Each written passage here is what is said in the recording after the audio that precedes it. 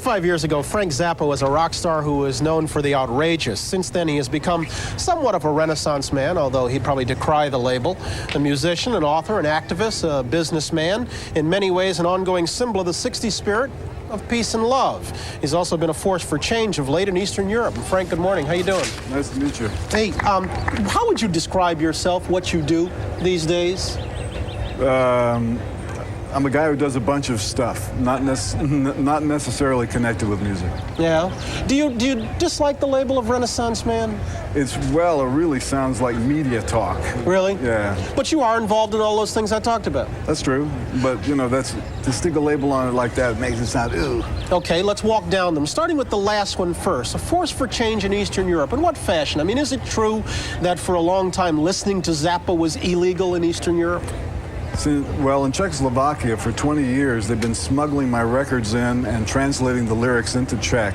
And people were arrested and beaten by the secret police for owning the albums. Yeah. And the same thing was true with the secret police in East Germany. Uh-huh. What's your relationship now with the Czechoslovakian government? Much has been written of it. I mean, I even saw in one magazine where you're an emissary of culture. Well, what I do goes through the Ministry of Culture in Czechoslovakia, but I have no official government title. I'm not a member of their government or anything like that. No diplomatic passport. This is a private individual trying to do something to help them. Okay, let's talk about your business efforts. Mm-hmm. Is it true that you are in the process of setting up business ties between Americans and others in the Soviet Union? Yes. In what sense? If I came to you, what is it you do for me now? Depends on what you wanted to have done. Like an example, a guy called me up. He said he had a tractor, and it's called the Jack Tractor. It's a new innovation in tractor technology. It's a four-wheel independent suspension with a powertrain in the suspension. It'll drive over everything. It doesn't tip over, and it picks up a 2,000-pound log with this thing underneath of it. And he wants to get it manufactured someplace in the East. Uh-huh. So what I'm trying to do for him is arrange to have it manufactured in a recommissioned Soviet military factory. Nice. So you're a man who networks internationally.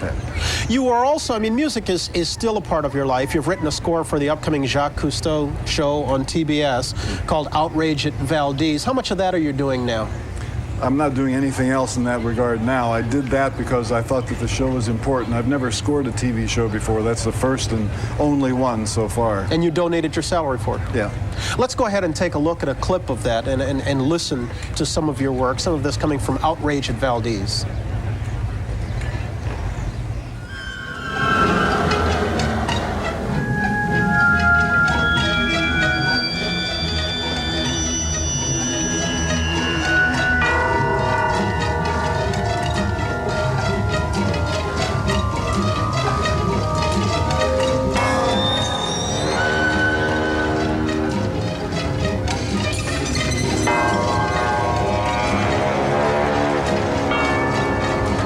Zappa, how central is music to your life these days? Is it as important as it used to be?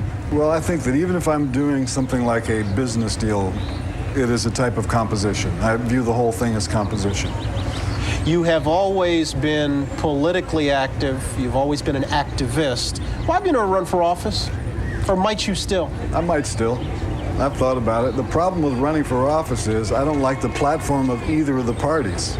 And anytime that there's been an attempt in the U.S. to create a third party, it's been a disaster. So the only way that I could imagine to run would be connected with no party whatsoever and just say, look, if you want me for a job, I'll, okay.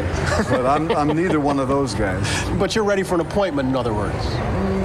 Well, not an appointment, but I mean, I would run a campaign, but I haven't made the decision to actually do it. So thanks for bringing it up.